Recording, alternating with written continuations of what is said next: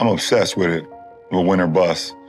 And what makes me have sleepless nights is when you don't have everyone that feels the same way on your club. Like, it's times where I wish I was like a tennis player or a golfer, where it was literally like, look in the mirror, it's you versus you. There's no pressure. There's no pressure at all. I've been getting pressure since I was 10 years old. I don't think there's no pressure for me because I'm doing something that I love to do, and that's play the game of basketball. I think your surroundings growing up turns you to a dog. It's just in me, man. I love competing, I love winning, I love just like playing the game. Because I know at some point I ain't gonna be able to play it no more. Well, at that level, every season is like a movie, and I'm like living in it. Like I'm the star in the movie. Like, I feel like Batman, Black Panther, all of them. Not only did I want to inspire to be a basketball player or a football player professionally to get my mom out of the situation, I wanted to have kids early to prove to my father that the way you did it was the absolute wrong way to do it. And I wanted to break the mold to where I want to be there and give him all the life skills, man. I want to, tell him this is what your dad went through. This is how you approach it. This is how you go through it. Whenever I have a kid, not only is he gonna be a junior, I'm gonna do everything that this man didn't do. They're gonna experience things that I didn't experience.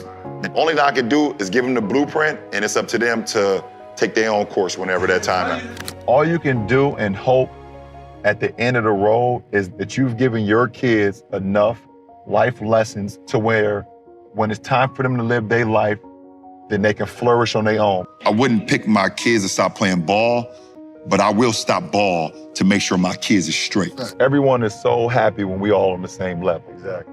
And as soon as you able to become a little successful with anything in life, even as a kid, even as a 14-year-old, 15-year-old, people envy that. Of course I changed. I'm trying to better myself. Why haven't you changed? And that's the things that you have to deal with even as a kid growing up playing ball.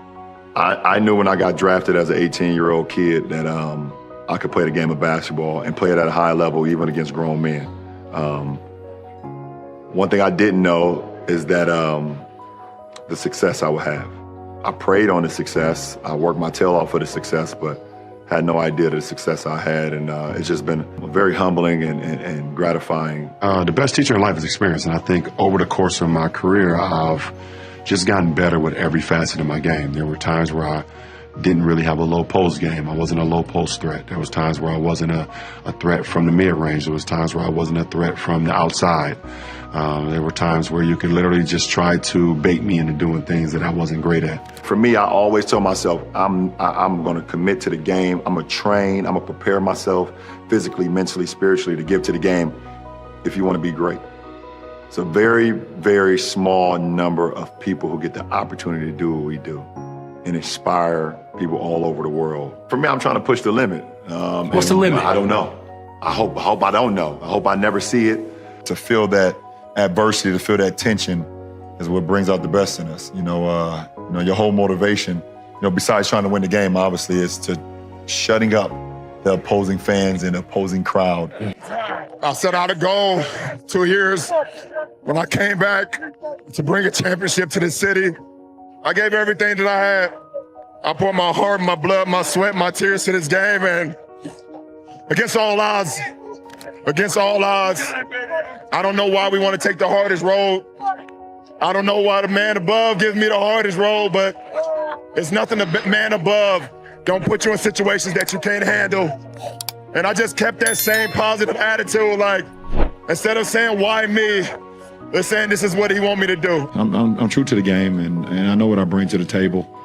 And I came back for a reason. I came back to bring a championship to our city. I knew what I was capable of doing. I knew what I learned in the last couple of years that I was gone. And when I came back, I knew I had the right ingredients and the right blueprint to help this franchise get back to it, to a place that we've never been. And at the end of the day, the man above has given me a God-given ability, and I just try to take full advantage of it. Win, lose, or draw, no matter what, at the end of my career, you'll never get someone to say that he didn't leave it out on the floor. Wins and losses and ties and things that happens throughout the course of life. It's just how you pick yourself up. It's how you continue to get better and better. And the difference between me and a lot of other people, or a lot of people that's played the game of basketball, they get so in-depth and so deep about, putting everything in the game of basketball. I'm true to who I am. I'm true to my family. I'm true to my teammates. I'm true to my craft. And then at the end of the day, whatever happens, happens. So, you know, I could care less about a finals record. I could care less if I don't, you know, play well at this game, or, you know, if my teammates don't show up, because I know how much I put into the game and nobody can ever take that away from me. As far as being an NBA player, how to approach it, how your body and things of that nature, you know, how do you continue to, you know, stay consistent? I've learned all of that on my own, all on the fly, because I never had somebody that I could go to. So, and nobody ever kind of lended their hand to me. And so I've kind of just figured it out. I never cheated the game. I never cheated the game. I never cheated the process. But for me, off the floor, I think me having my own school in my hometown, me inspiring kids all over the world, being active in politics at times, or social justice and things that goes on in regular life, those are the things that I hope people talk about as well, because those are things that last forever. I hope that we've instilled enough vision in them that they look and see the passion that we put into what we do on a day-to-day basis. You just hope that you've done enough. I've had goals throughout my whole career, you know, on the court. I wanted to be the rookie of the year my rookie year. I wanted to be an all-star. I wanted to win championships. I wanted to be the MVP of the league. I wanted to be defensive player of the year. I wanted to lead the league in assists. I never, ever was like, I want to break the all-time scoring record. I've always prided myself on saying, I want to be the greatest ever play this game. And that came from a motivation to myself, and my drive to be the greatest of all time. Every so many years, they come out with a new roller coaster. And we've spent plenty of times going up and just testing out the new roller coaster. Many highs, many loops, how fast it is, whatever the case may be, and you get off just feeling so much excitement and just feeling like, I want to do it again. And I think my career has been like that. You know, your stomach drop at times, you're excited, you're yelling, sometimes you can't breathe, but you always want to do it again.